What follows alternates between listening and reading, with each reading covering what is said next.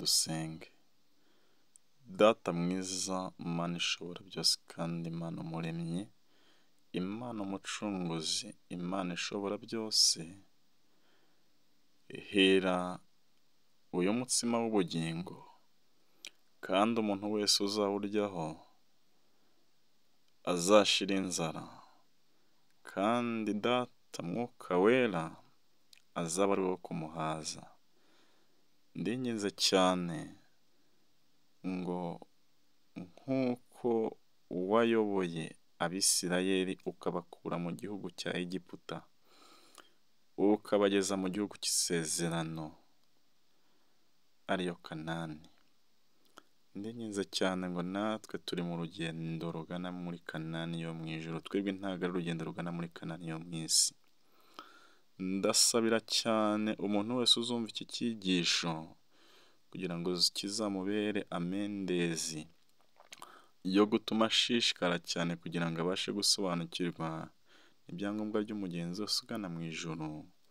Mbisenze nizeye ku bwa Yesu umucunguzi wanjye, amen. Dutangiranye n'icyigisho, ni icyigisho cya 11, icyigisho kitubwira ngo intambara yegereje, ariko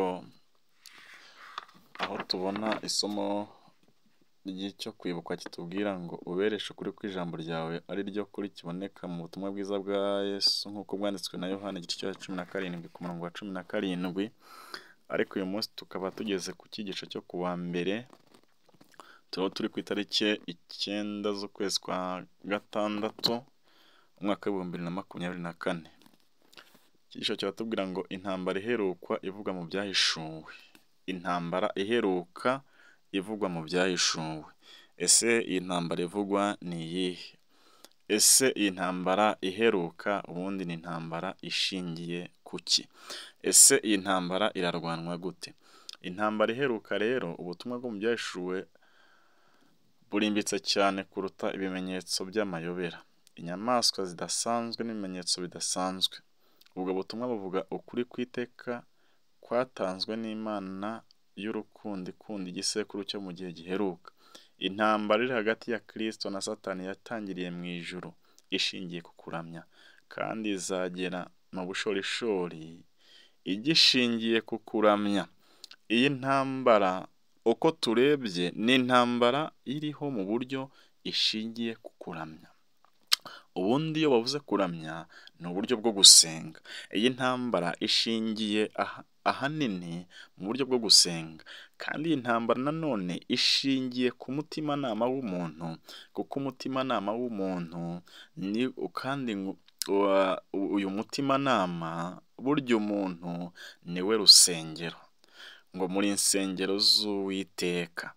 Ni ukuvuga ngo uru rusengero ngewe uvugwa, iyi ntambara irimo irangwanirwamo burya nanone. Iyi ntambara ni ukuvuga ngo yaraje irimo irarwanirwa mu muntu, ariko kandi nanone bizarangira umutimanama w'umuntu wibasiwe, noneho ya misengere nayo igire gute? Yibasirwe. Reka turebe mu byahishuwe igice cyaho cya 14 ku murongo wa 7, ndetse turebe n'umurongo wa 9, aho turi busome n'ibyahishuwe igice cyaho cya 4 ku murongo wa 11, ku murongo wa 11. Ibyahishuwe 14 umurongo waho wa 6, umutwe w'amagambo aravuga ngo ubutumwa bw'abamarayika batatu. Nuko mbona marayika wundi aguruka aringanije ijuru, afite ubutumwa bwiza bw'iteka ryose ngo abubwire abari mu isi bo mu mahanga yose n'imiryango yose n'indimi zose n'amoko yose. Umurongo wa 7 avuga ijwi rirenga ati, nimwubahe Imana muyihimbaze, kubwo igihe cyo gucira abantu urubanza gisohoye. Muramye iyaremye ijuru n'isi n'inyanja n'amasoko. Umurongo wa 9 marayika wundi wa 3 akurikiraho avuga ijwi rirenga ati, umuntu naramya ya nyamaswa n'igishushanyo cyayo, agashyirwaho ikimenyetso mu ruhanga rwe cyangwa ku kiganza. Umuntu naramya, urumva noneho 4 umurongo wa 11, 4 umurongo wa 11 ho haratubwira ngo Mwami wacu Mana yacu ukwiriye guhabwa icyubahiro no guhimbazwa n'ubutware, koko kuko ari we waremye byose, igituma biriho kandi icyatumye biremwa ni uko wabishatse. Hano hari isomo ritweretse yuko dukwiriye kuramya Imana, kandi impamvu dukwiriye kuyiramya ni uko ariyo yaremye ijuru n'isi ndetse n'inyanja. Ibyahishuwe 14:7 hatweretse yuko dukwiriye kuramya Imana no kuyihimbaza, kandi igituma tuyiramya ni uko ari umuremyi. Ibyahishuwe kuramya n'irema ni insanga n'ingoyi, ntibishobora gutandukana. Haduhamagarira kuramya Uwiteka waremye byose mu buryo buvuguruza ikinyoma cy'ihindagurika cyatangarijwe abatuye isi umugaragu mu binyejana 2 bishize. Isabato ni urwibutso ruhoraho rutwibutsa abo turi bo, ihora itwibutsa ko turi abantu baremwe kandi ko umuremyi wacu akwiriye kubahwa no kuramya. Iyi niyo mpamvu umwanzi Satani yanga isabato cyane, akaba yanga ndetse n'abayikomeza. Iyi ntambara iheruka tubonye ko turimo tureba ni intambara ishingiye mu buryo bwo kuramya, kandi iyi ntambara n'uburyo bwo kuramya ishingiye ku bantu baramya Imana.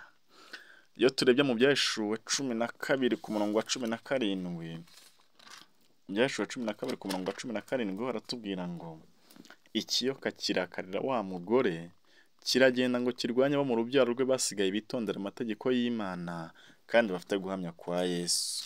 Byahishuwe 14:12, aho niho kwihangana kw'abera kuri, bitondera amategeko y'Imana kandi bakagira kwizera nk'ukwa Yesu. Ahangaha abasigaye ni abasigaye nyine, kandi aba basigaye ni abasigaye bitondera amategeko y'Imana kandi bafite guhamya kwa Yesu. Aba basigaye urumva icyatumye basigara: icya mbere bubaha Imana, icya kabiri bitondera amategeko y'Imana, icya gatatu baramya Imana, kandi impamvu bayiramya ni uko bazi ko ari umuremyi wabo. Ikindi burya mu kuramya Imana tuyiha icyubahiro kiyigomba. Kuramya umuremyi binyuze mu kwitondera amategeko y'Imana bihabanye no kuramya inyamaswa. Imana izagira ubwoko bwayo mu bihe biheruka buzakomeza kuyibera indahemuka nubwo habaho kurwanywa ndetse no gutotezwa bikoranywe ubukana mu mateka. Intambara ikomeye, igitabo cyanditswe na Ellen G. White ku ipaje 424, ubwo kuruhuka ku isabato y'ikinyoma mu rwego rwo gukurikiza itegeko rya leta binyuranyije n'itegeko rya 4, bikazaba ari indahiro yo kuyoboka ububasha burwanya itegeko ry'Imana. Kuruhuka ku isabato y'ukuri mu rwego rwo gukomeza amategeko y'Imana ni igihamya kigaragaza kumvira umuremyi. Byahishuwe 12 honyine nk'uko twasomye, havuga ko abayoboke biyemeje gukurikira Umukiza bazagira kwizera nk'ukwa Yesu. Kwizera nk'ukwa Yesu ni ukwizera kwimbitse cyane ku buryo kwiringira igihe kudashobora kubona, gukomeza kwihangana igihe kudasobanukiwe. Ni impano itangwa na Yesu duhabwa no kwizera, kandi kuzadufasha kunyura mu ntambara igiye kuzabaho. Iyi ntambara ubugirwanwa irarwanwa mu buryo bw'imisengere. Iyi ntambara yibasiye umutimanama w'umuntu. Iyi ntambara nta kindi irimo irengurizaho ni uko ishaka gukuraho ubutegetsi bw'ijuru, kandi ubutegetsi bw'ijuru bushingiye ku mategeko y'ijuru. Burya nta bwami butagira amategeko, isi yose kugira ngo ubutegetsi bukomere bugomba gushyiraho amategeko abugenga. Burya buri gihugu cyose kigira amategeko akigenga.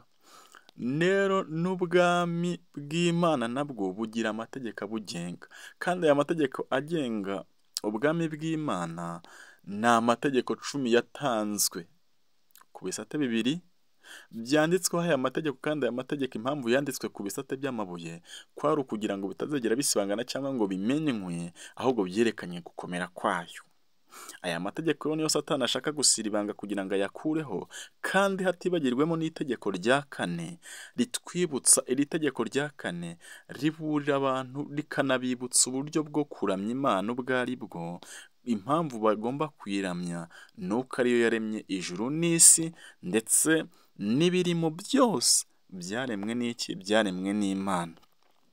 Rero ahangaha hari ukundi kuramya, ariko noneho kudashingiye ku kuri, ahubwo gushingiye ku ki? Gushingiye ku kuramya umuntu, cyangwa se gushingiye ku kuramya Satani. Ndakurarikira wowe muvandimwe tukiri kumwe ahangaha, kugira ngo ubashe kumenya gutandukanya kuramya by'ukuri no kuramya gupfuye, kuramya umuremyi no kuramya umuntu. Umwanditsi w'ikirangirire avuga ko imyitwarire yo kuramya yashyizweho n'abantu.